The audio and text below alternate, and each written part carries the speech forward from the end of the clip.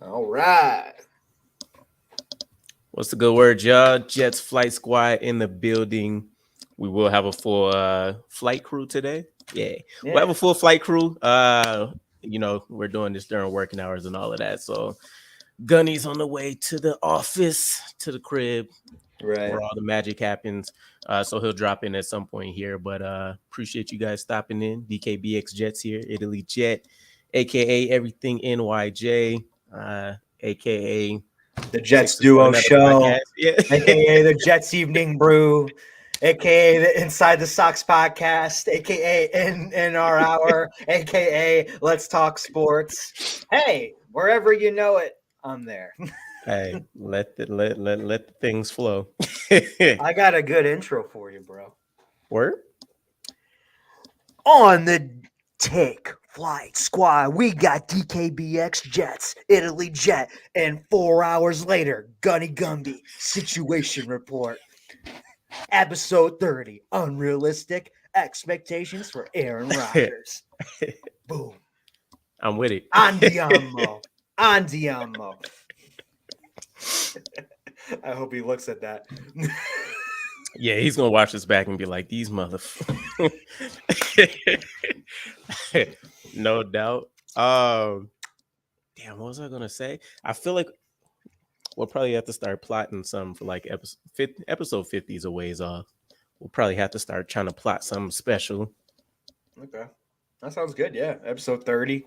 You know, we've been doing this for a year now. And you're not I mean, has it been live? Yeah, for this one anyways. Yeah. We did it mid-season, didn't we? We did. That's right. That's right. Well, hey. Yeah. Listen, unrealistic expectations for Mr. Aaron Rodgers. Been a lot of reports that, you know, the Jets. I got to call out some people right now. You Patriots community are stupid. Okay, that's number one. Number two, like, you really think the Patriots are going to be in second place no matter what if you get D-Hop or not? Let's be real. You guys are going to be in last place. You guys either going to be in last place or maybe third place. You really think that Aaron Rodgers, Garrett Wilson, you really think the defense that we've had last year and even the year before, you think that we're going to lose against you? You really think that you have all the faith in the world in Jones and Zappy right now? Okay, so you have Juju doing TikToks behind the scenes. He's not even on the field sometimes with that. Okay, so he won a Super Bowl with the Chiefs. Hell, if I was on the Chiefs, I win a damn Super Bowl. So it's not happening. You guys got a good defense. Judon leading the way. Gonzalez is a great pickup from Oregon safety. Great pickup. It's going to fit really well in that system. But there's no way. There's no way. You're not gonna compete with the Jets, Dolphins, and Bills. It's their division to lose. It is. Like, Bills are always a threat. Dolphins are good, but they got to have a quarterback. You don't know what's going to happen with that quarterback, but they have a great offense and a great defense. With us, there's really no holes, and we still got to sign Q back and reconstruct our Rodgers contract. And we're going to get Breece Hall back eventually. We're getting Barrett Tucker eventually. So you Patriots fans need to settle the hell down. It's not happening. It's just not happening. This is our year. It's the Dolphins' year. It's the Bills' year to make a splash and to do something. Am I wrong, DK? Patriots don't even be on my radar these days. They are. I have them as maybe one of the worst teams in the league. But there's only one factor, though. It's Belichick. You don't know what you're going to get out of Belichick. Belichick is always sneak one on you, right? So that's the only thing. What do you think? I'm curious. The coaching staff being improved should help them out quite a bit. I think that experiment they did last year, having a special teams coordinator, and then Matt Patricia come back and they're in charge of developing. Like, it's almost the same version to a worse extent that the New York Jets had with trying to set up Zach Wilson for success. Like, obviously they're not in. I don't know. They're not qualified enough, I guess, is the pleasant way to put it, to oversee the development of a guy like Mac Jones. So you get a guy that and it's probably his ceiling as a Pro Bowl player, and then you make him look like one of the worst quarterbacks in the NFL. Like I'm not worried about it, but they're bringing back over O'Brien. I think that'll do a lot of wonders for them. But again, the talent level, the gaps in the AFC East between the Patriots and then everybody else in our division, I think it's going to be too steep for him to overcome. He doesn't have the same quality of players, especially on his aging defense. And then, of course, you have to hope Bill O'Brien can work his magic with Mac Jones. They're not on my radar. Well, and not only that, it's the Patriots are not the Patriots of what it was when they were winning. Because when they were winning, AFC wasn't that. It was wide. It wasn't really wide open. It was really just them. It was really just them. Like they and Broncos came in a little bit, and then I know a few other teams would always get in there and make it tough for them, and that's true. But there's just I can't see it. These are facts. Yeah, Belichick, no doubt. But also, I think Mike is right though. Then did you see next year's draft class is going to be unbelievable? I can't wait. It's going to be really good. And it's true. If they do lose like a lot of games this year, it will benefit them in the top 5, maybe top 10, maybe even that whole damn first round. So it's going to be very interesting. I really think that this is the year where a lot of teams are going to trend upward that people think from last year that have been doing good at that tail end, like the Lions, right? The Jaguars shocked some people. I still think that they'd still got some ceiling up, just like what we did with the Jets, even though we didn't make the playoffs. But the Patriots, that's what sucks about them, because remember that one free agency that they had where they just got everybody? And we were like, it was like 2 seasons ago, right? 2 or 3 seasons ago, because they had like over $100 million in cap, like that they spent. Right. Do you remember? And they got that guy from Tennessee, Smith and Henry and stuff, and we were all like, oh, yeah, crap, this is when they tried to load up on Henry Hunter. And, right. What's the other guy? Not Delaney Walker.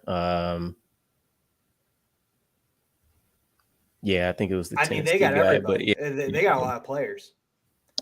But once they lost a lot, but once they like J.C. Jackson, he was a great cornerback, but he's too injury prone. I think he'll do okay with the Chargers, but it's just not the same. I just think the Jets, Dolphins, and Bills are just on a whole nother level right now, and that's really good to say about the AFC East, because if you go to the AFC East, you're going to battle, and a lot of people like that, and a lot of people sometimes don't even like the challenge in football, because they like to get to the playoffs, because it's hard to win a championship. It's hard to win a championship anywhere in the sport.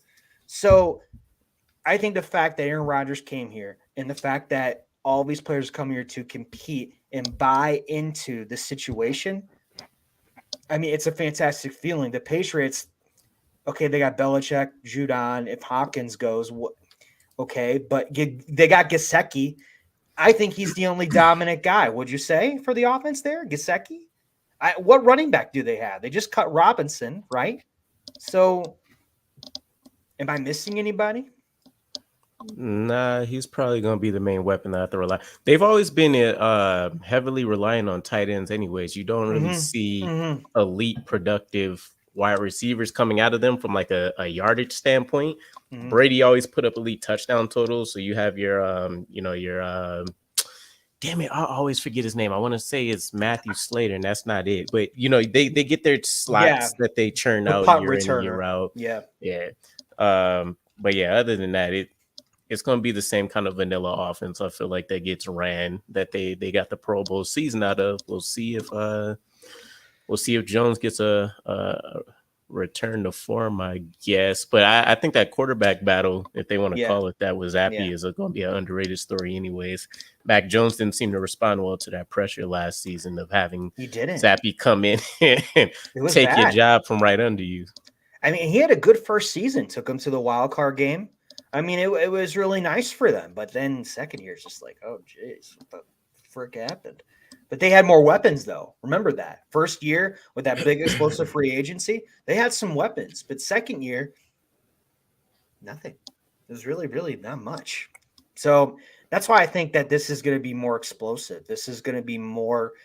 Everyone's going to have eyes on those three teams, AFC East, and if the Patriots do better, I will be extremely shocked. But there's always going to be one thing going in the back of my mind, like we've talked about, is Belichick. What was Belichick going to pull? So that's what I think. I think so. It's cut and clear to me that I think they're last place in the division, but from my perspective of things, I don't think it'll be just like an easy out. Like I think they still have a fair amount of close games and all of that stuff, but a loss ends up being a loss. So, they could have a 4-13 record or something crazy like that. But they could be in on, damn near every game that they played. So they could kind of be kind of like the Vikings, right? If a couple field goals swing the other way, the Vikings aren't anywhere close to the playoffs. So they can kind of be a sneaky team like that. So I am kind of wary of those situations. Belichick always tends to craft a master defense. He's going to need to do that with not having a Tom Brady in the fold anymore. But yeah. I think overall, Boston's not used to losing, and I think it's time for them to lose. And they're going to bitch and moan about it so many times. And it needs to happen. I need to see them cry. I just need to see them cry. It's their time. I'm just paying attention to their drafts over these next couple of years and like what they've done the last few years, because Belichick has had the luxury, and we know they always kind of go off brand with what they do versus what the media projects. So does a lot of teams, but they're more so than usual, right? Like a third rounder, like Cole Strange, that might go in the first, that kind of stuff. It's worked out more often than not before because they've had Brady, who was also a coach on the field as well, kind of like, our Aaron Rodgers version. Yeah. So you've had that luxury of him completely nullifying so many drafting issues and errors. So we're finally starting to see within like the last draft or two, Belichick hasn't really had too many diamonds that have come out of any of his drafts. He hasn't had too many solid players. Mm-hmm. He's seeing the injuries and stuff that are coming up. So we're looking at Belichick where he could potentially, I don't want to say be forced to retire, but he might have to call it quits soon because I agree. Yeah, you aren't getting strong returns in the draft, and you don't have the guys on the field to keep your legacy going. So you either risk is a strong word because he's one of the, I think he did actually take the mantle for the most winningest coach, right? Or he's second, something like that. But you risk potentially tainting your legacy further. You already have all of these cheating allegations over the course of the last 2 decades, but now without Brady, the question has become less so, can Brady succeed? Because we've seen him go and get a Super Bowl. Right. It's now is Belichick, was he relying on Tom Brady this entire time, or can he actually go out there and build another functional performing championship roster? And it doesn't look like it to me. So I agree with you 100%. That's exactly what's happening though. He needs to stop before. And shoot, the dude's already in his late 70s already. He needs to just go on a beach, enjoy whatever he had with his career, and enjoy his wife that's like 40 years younger than him, maybe 30. That's just what Hollywood is, and I get it. But enjoy it, man. So and just stop screwing the Jets over. Just stop it. Stop that crap. The day he retires, I'm throwing a parade because he's walked a lot of his my bad, something dropped over here. A lot of his internal replacements that he has, they started going elsewhere because they're like, they did. Yeah. And McDaniels, no kind of time frame, like McDaniels, he always goes, but something screws up and he comes back. But the Raiders, he's got his own issues there too. So bad right now. It's tough. I think the only person left that would technically be the best internal candidate is I don't even remember his name, but I know their tight end coach was going through the head coaching carousel. Nick Staley. What was it? Hold on. Was it Stamen? Either way though. Stamen. Oh shoot. I know who you're talking about. I got you. Nick Caley, that's what it was. Oh, Caley. He'd probably be their best internal replacement, but he's on a obviously going through head coaching rounds. He's probably going to want to be out soon too. So like that franchise is looking like it's going to be in shambles here pretty soon. And I'm here for it. I'm here for it, man. I'm here for it. Let's talk about the Corey Davis rumors. I know me and you have been very vocal about our wide receiver room. And overall, we do like it. We like the guys that are the rookies that are coming in. Obviously, they believe in a lot in Cap, Gibson, and is it Bromsley? Bromsley or Bromsley? They gave a form the wide receiver. Ours? Yeah, there's like Brownlee. Brownlee. Brownsley. I was close. So Brownlee, Cap, and then Gibson, Gip, as a P, Gibson. Yeah. Everyone likes those three players right now. They're doing very well. Aaron Rodgers has spoken very vocally about them. Wilson has too. Coaches have too.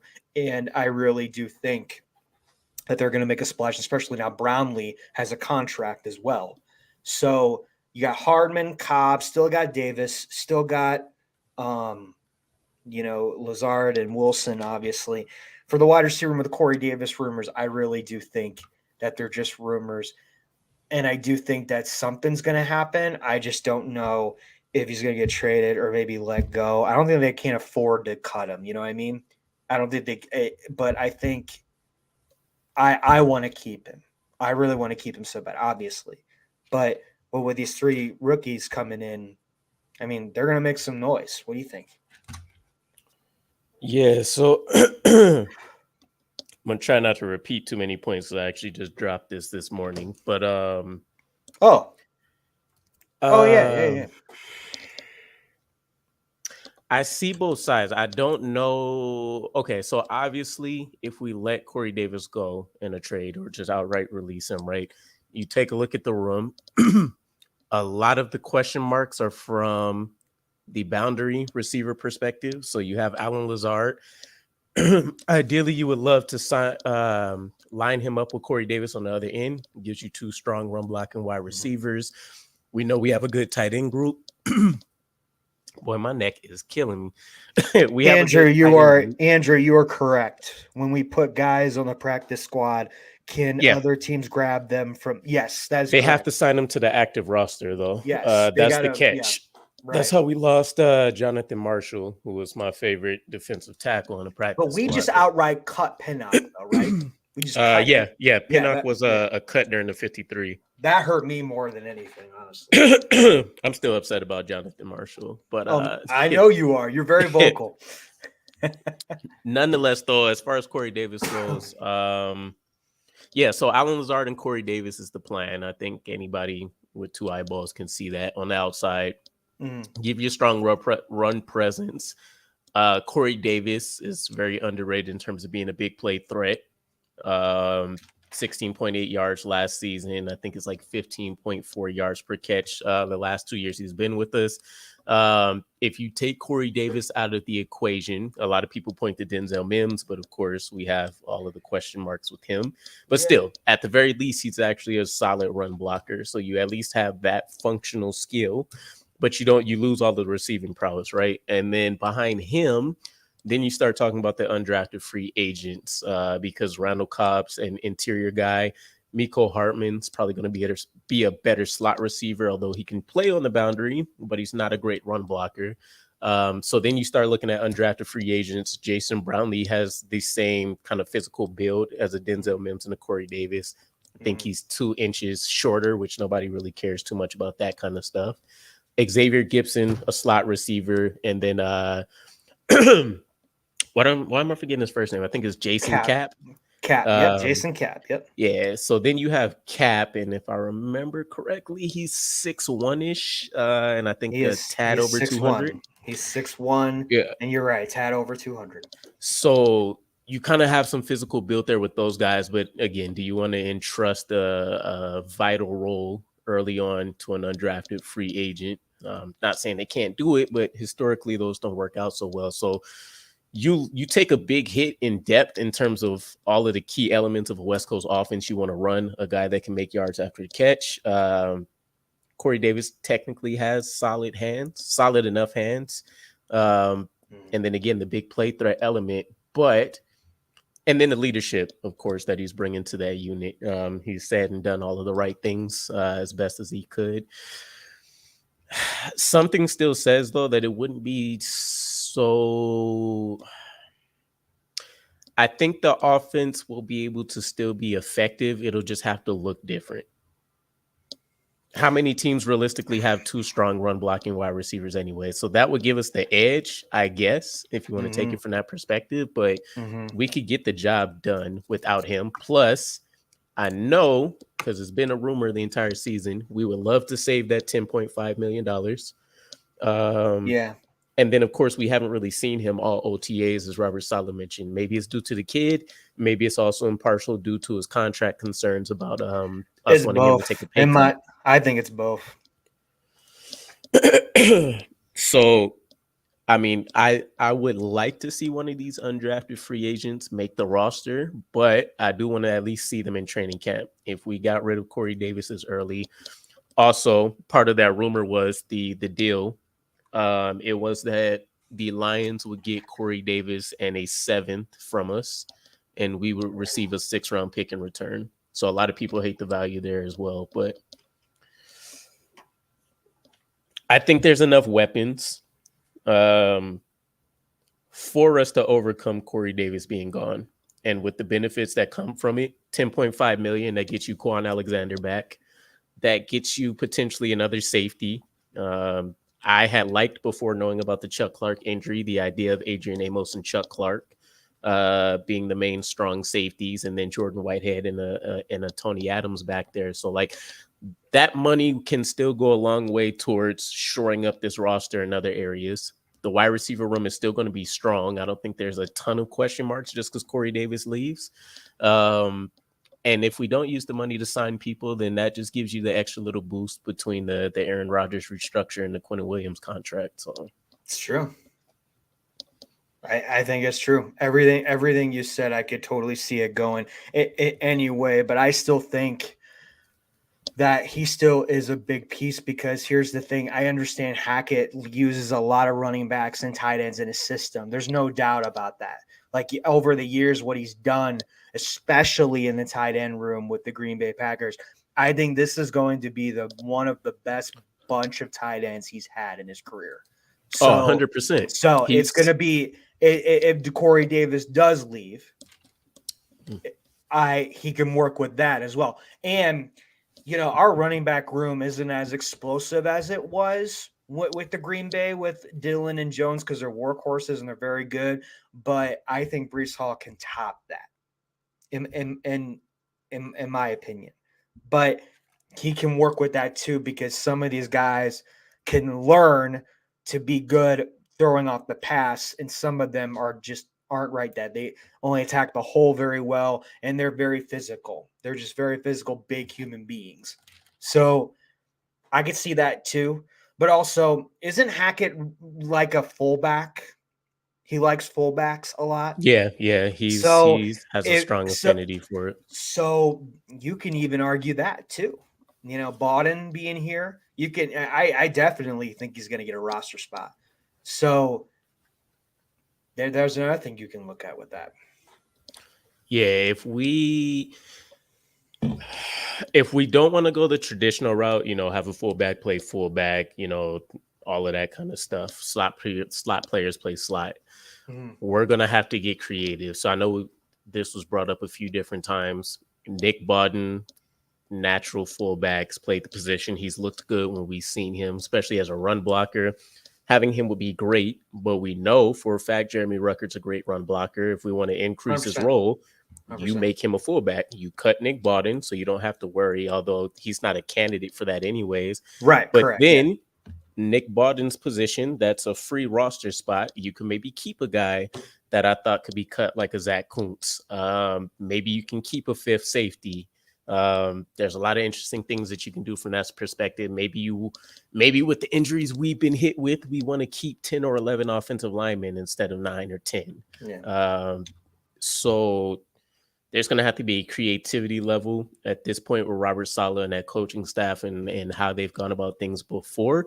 This is going to be the closest thing because it's usually coach talk, right? We'll put our best 53 out there. We'll put our best 5 on the line. Like it's usually coach speak. There's a clear plan in place. Everybody knows it. But this is the closest thing I can recall to us having to make some pretty devastating cuts.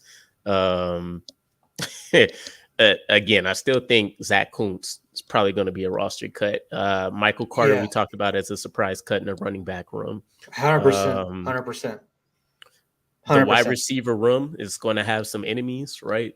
Garrett Wilson is the only lock. Yeah. Well, and Lazard. Alan Lazard, who we just signed. Yeah. Cobb and Hardman, I could see as a lock too. Yeah, potentially. I don't remember what the cap ramifications are if we cut them, but like, yeah, you're talking about 4 guys. You want to have at least 5. We'll probably try to keep 6. And so, we love all the undrafted free agents in that room.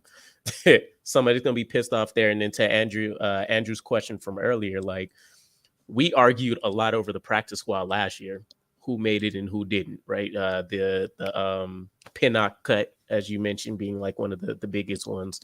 So there's going to be so many different things that we have to worry about here for quite some time.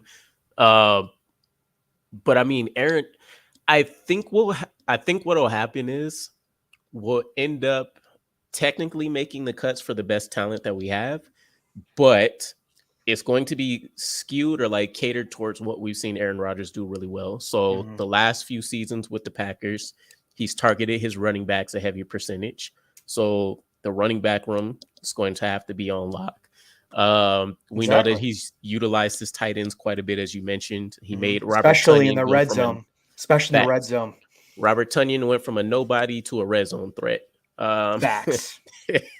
So we have that. Mercedes Lewis has stuck around with him for a while out there, and he's essentially only either a red zone opportunist or a blocking tight end. Yeah, or just a tall body, just to throw it up to him because he's really tall.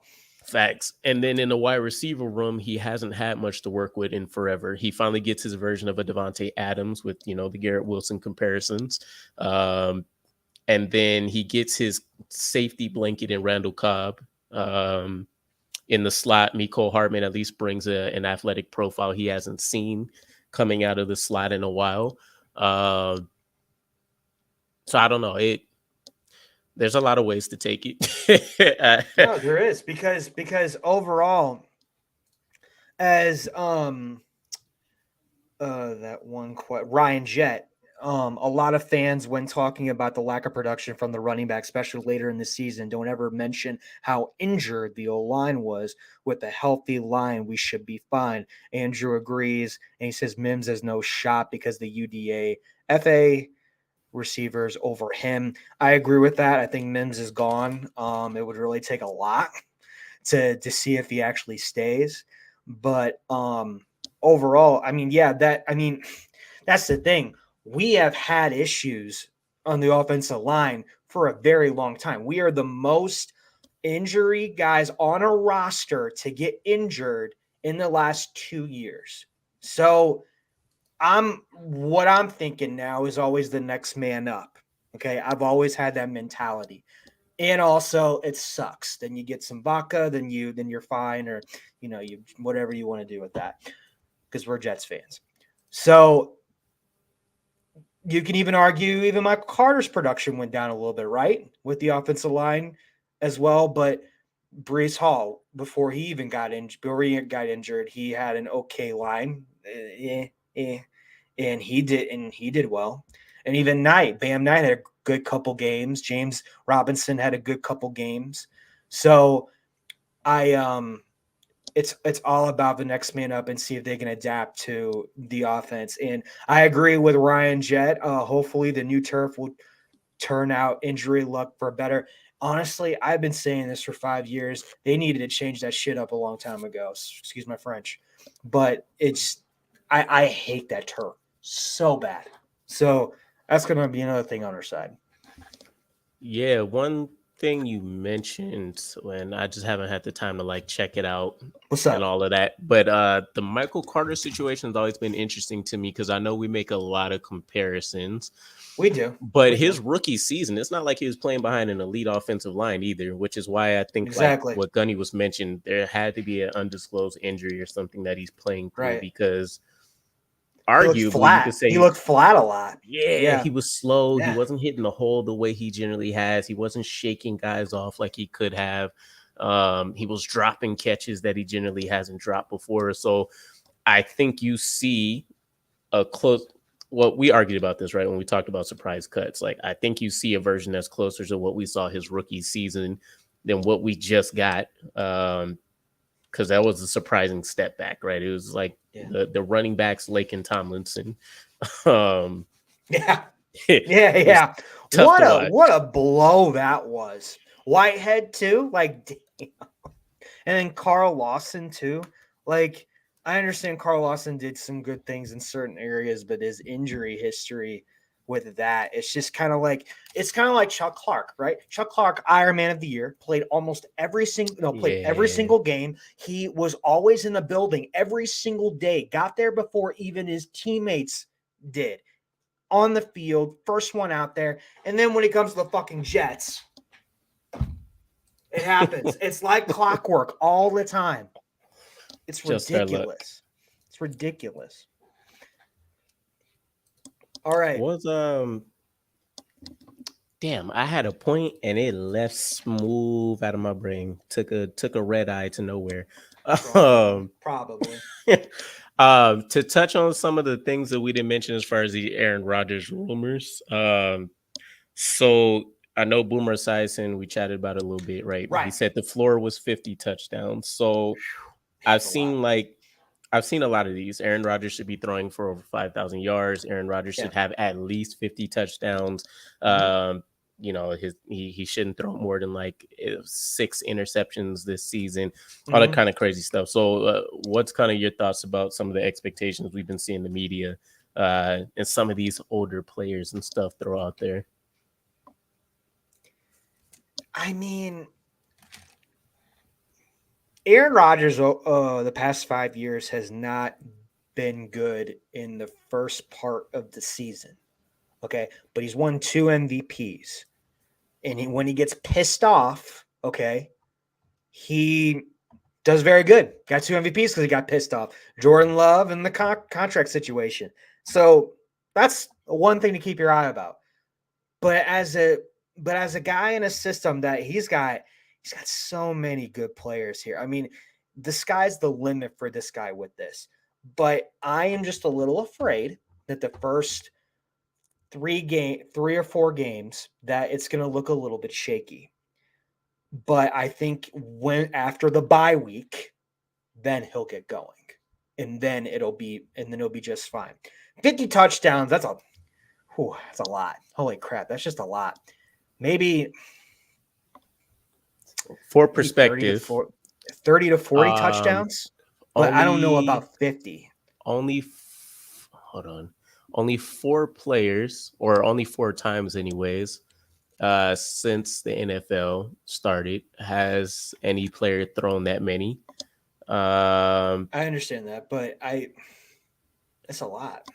It is. At the same time, but I think 30 to 40 touchdowns, maybe a little bit even over 40, but 50, that's a lot. I 5,000 yards, I could see that. 4 to 5,000 yards, I could see that. Interceptions, I mean, didn't last year he had more interceptions than a lot of his career? Last year or the year thrown before? as many since the first time he realistically got to start for the Packers. Well, you know, played a full season, which would have been 2008 when he threw 13. I think we're going to see a pissed off Aaron Rodgers where he can have the potential to get all of this ceiling. I really do, but it's still the Jets. We like to believe it when we see it, and I always think the first 4 or 5 games is going to be very telling to get the chemistry going. I think they're winnable games, the first 5 games, because even the first 10, because the Chiefs and Cowboys, even Green Bay Packers when Rodgers was there. all of these teams showed up in the middle to end of their season. Then they win.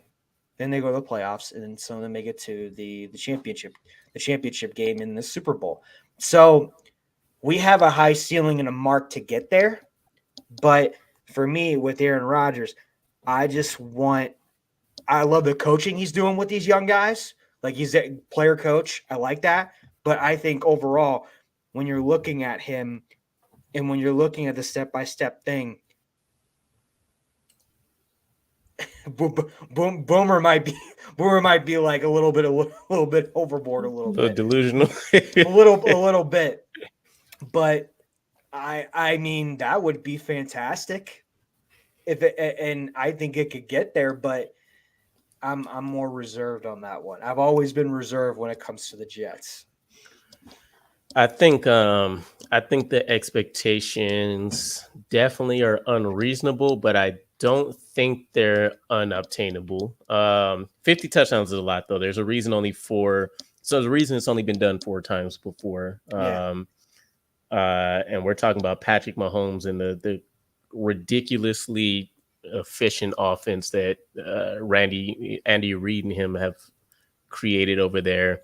I think Brady did it once, right? And then Peyton Manning, and I don't remember who the other person was, but the closest Aaron Rodgers came was during his first MVP season, 48 touchdowns. He's only thrown over 43 times, or had at least 43 times.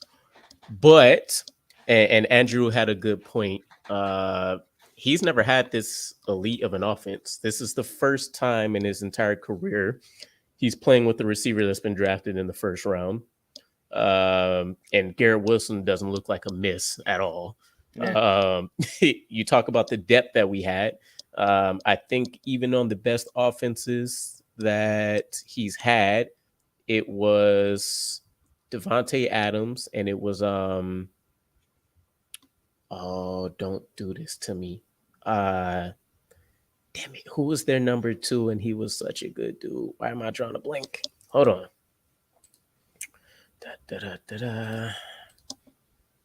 This is crazy. I should have this one unlocked. That name is so fresh in my head, and it's just there. What team?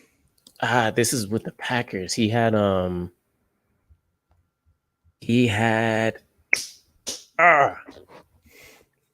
I'll come back to it. Come back to it. It's right there. But he's had at best maybe 2 or 3 decent weapons. And then recently they've been giving him a strong running game since they seem to be allergic to drafting wide receivers. I don't understand the Packers game plan whatsoever. But Jordy Nelson? No, not Marquez. Yes, Nelson. Good guy. Okay, Andrew said it for you. Yeah. Okay, I skipped right over. My brain didn't see it. I saw the everyone wanted him this offseason to come to the Jets. I'm like, no, leave him retired. Hasn't he been retired for like a couple years? Or am I thinking somebody else? For 3 years. He's been retired for like more than 3 years even. Like, it's there. Marquette, I think. Oh yeah, Marquez Valdez-Scantling. Nah, yeah. So like he hasn't had elite players. He's had minimum. He took the Brady route, where aside from when they wanted to give him like Randy Moss and some of these other guys, like he's had to go out there and craft his own players. It's tough, which is why as much as I can hate the guy from afar, I respect Aaron Rodgers' game as much as I can anybody else, because he's literally had so minimal investments in his offensive personnel, especially at the wide receiver position, that the success that he's already had, a lot of people crack jokes about the lack of Super Bowl rings and playoff success and all of that. But if I literally have to go out there and develop my own roster, I don't know what I can't be Superman every season.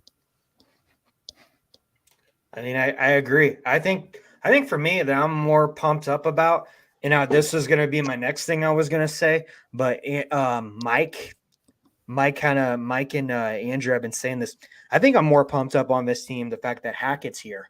I think Hackett is going to be one of the best offensive linemen sorry, not offensive lineman, offensive coordinator coaches if he gets us to the playoffs in the Super Bowl, because to me, the way his game plan is exactly what I would do for an offense. That's just me, though, because I like the way he structures it, because he uses heavy on the tight ends, heavy on the running back game, heavy on the wide receivers when they need to be. But you got to produce these tight ends in the red zone. That's why Rucker, I think, is going to make a big jump. And they're right. I think everyone who makes this team, because of the talent and the coaches that we have now, everyone is going to elevate and everyone is going to get better and better each game, because we finally have some great coaches in here. We made some great upgrades, and it's going to be pretty damn cool. So for me, I think I'm more pumped up that Hackett's here more than anything. Yeah, that's true. I like a lot of pretty much. I think we hit it out the park with a lot of the offensive coaching staff that we were able to go out there and get. I didn't know what it was going to look like, except the wide receiver coach. I don't know what we were thinking with that one. No. Zach Zani, I love him. The work he did No, out there. no, it's not that. It's not that guy. Maybe I'm talking about the wrong guy. It's the guy that got a DUI. Oh, we got rid of him. You're talking, the old one. No, I don't think it's that guy. Oh, you're talking about Todd Downing, the passing game coordinator. Yeah, I don't know what we were thinking with that one, but yeah. But I like the other ones. I looked into him though. Statistically, he's produced some of the most efficient quarterbacks that he's been coaching, minus his Derek Carr time. His time with Derek Carr. I can see that, but it's he revived Ryan Tannehill's career. He did some pretty strong things. And maybe that's why he's there with Corey Davis too. Maybe there's a connection there. But to be fair, I'm with you. When I heard the DUI, I was like, this bullshit again. Well, actually, I was on another show 2 weeks ago, and we were talking about Titans, and we were talking about Titans and Jets, and he said, dude, you need to get rid of him. Like, he was nothing here. And I'm like, I don't know if he was nothing, but yeah, it doesn't look good. But I know people get second chances in life, but like, they all like that we got that offensive lineman and running back coach better. They loved him. So, but the Downing one, they're happy he's gone. So I'm like, oh, okay. But I like the other guy. What was his name? Came from Tennessee. He's our offensive line coach. Keith Carter. Yeah. Keith Carter. I love Keith Carter. I know there's been some issues with a lot of their top linemen come out and say, hey, he's just okay. You know, he pushes you to what is it? I think that's everybody. Yeah, but that's the thing though. I think it's everybody. I love it because he's produced some very good running backs. He's produced some very good offensive line. I mean, look at Derrick Henry. Look how much a beast he was with that. Top 5 rushing attacks without having a strong offensive line. I love him. I love Keith Carter. I think he's going to do some big things. I really do. Question. So Ryan Jett was mentioning, we hear it a lot too, right? As soon as Aaron Rodgers came through, the offense was ran through A-Rod and LaFleur. Hackett didn't really have much of a part at all in it. I think that's not true. So it's interesting because Nathaniel Hackett, while with the Packers, he did play kind of that. It's not Romeo Crennel. He played the what's his name? Eric Bieniemy. He kind of played that role with them. But he's still a huge hand in the offense. We're not talking a guy that's just like sitting out and being a position coach. No. He's still navigating the entire offensive position and doing things. He's just not calling the plays. He's doing everything else. Yeah. He's just not calling the plays. And if that's not his strong set, then it is what it is. But you take a look at all of his other stops. He's done extremely well as a coordinator. So I think he's better. I think he's much better as a coordinator than he is a coach. And sometimes that just happens in life. I mean, I keep saying Spagnuolo. Spagnuolo is a freaking amazing defensive coordinator. He's won 2-3 Super Bowls now. He just wasn't really good with the head coach with the Rams. But during that time, who would have been a good coach for the Rams during back then? But overall, Hackett is a great mind on the offensive spectrum because Aaron Rodgers, every single player that has worked with him has always said some great things about him and the way what he does behind the scenes and the way he builds relationships and the way that, even that press conference, you pouring his love and heart out for him. It's the little things too. Like we only see the the outside, right? But those little things that keep leaking and leaking about Hackett, like, it's what we all want to hear, right? So I think it's going to be just fine.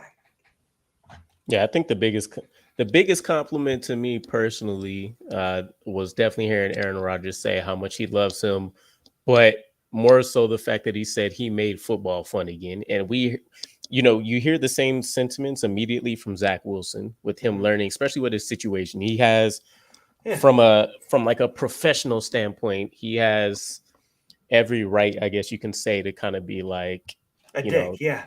yeah, mulling around, sad, giving very short responses and stuff. But he's very thoughtful. He's been handling it well, and he's saying the same things. He's getting a much better understanding of how to play football in the NFL with this new coaching staff in place, with Aaron Rodgers leading the way for him, and it feels like it's fun again, right? He talked about him walking in and kind of feeling like he needs to be absolutely perfect and worthy of the number 2 pick, and all of that other crap that comes with it.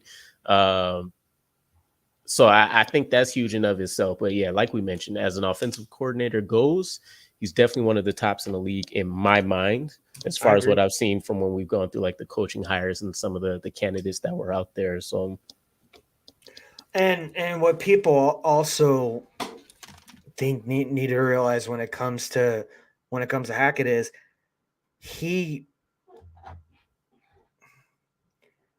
the way things have been lined up for us right now, like, we could have gone anywhere with this. Jets could have screwed this up. I remember you were comfortable with LaFleur, right? But then later on, then we were both happy that he was gone. You know what I yeah, mean? I remember. So, I think because what was it? I think the argument was that we seen a much more effective offense when it was anybody other than Zach Wilson, right? So obviously there right. was a huge part on his plate, but to see the But huge difference. But then when you take a look at it as a big picture, it's like he still had crappy performances all over the place. I give credit to Wilson, the way he's been handling everything. I think he's going to be fine, though. I really do. Whether he's not going to be on our team or someone else, or stay on our team, I think he's going to be fine eventually. And I also think that he's handled the press conferences really well. He's grown up a little bit. And the fact that he's learned under Aaron Rodgers as well. Aaron Rodgers keeping everybody accountable when it comes to these plays, when keeping everybody who comes to the playbook, everything with all these routes. He is like quizzing these dudes in the off time. Like, that's what we want, and that's what we need. We needed a guy like that. And no offense to Zach Wilson, but the timing of everything is perfect. And I think if he can learn from that and take it to the next level, because the Jets didn't do that. Jets have been one of the worst at producing QBs in the last few years. So it's nice to see, and I hope this works out. But if it doesn't, hey, life goes on. But I'm with it. There's only one thing that I've hated, and What's I just up? came to this conclusion like maybe the middle of last week, that Aaron Rodgers does, and I can see it potentially being an issue if we're not winning. Is Oh, okay. he has this habit. And, okay, I'll put it like this before I dive into it. I hate it, but I love it. I love it Okay. because it's refreshing to kind of give the honest thought process from his perspective, but just kind of from like a business sense, it pisses me off. So What's up? we had like the press conferences that happened to wrap up OTAs, and we have Nathaniel Hackett saying like, yeah, we've been installing, our offense. I feel good about where we're at. Obviously, we're just kind of getting the baseline understanding. We got a long way to go. And then Aaron Rodgers comes in and he's like, coach talk. We're A1, right? Like, imagine we come out and we start the season like 0-3. Like, if I'm Right. Nathaniel Hackett, I'm looking at him like, oh, hey, we're A1, right? We're good. Like, I don't want there to be a weird divide that like comes up because the message isn't necessarily synonymous across the board.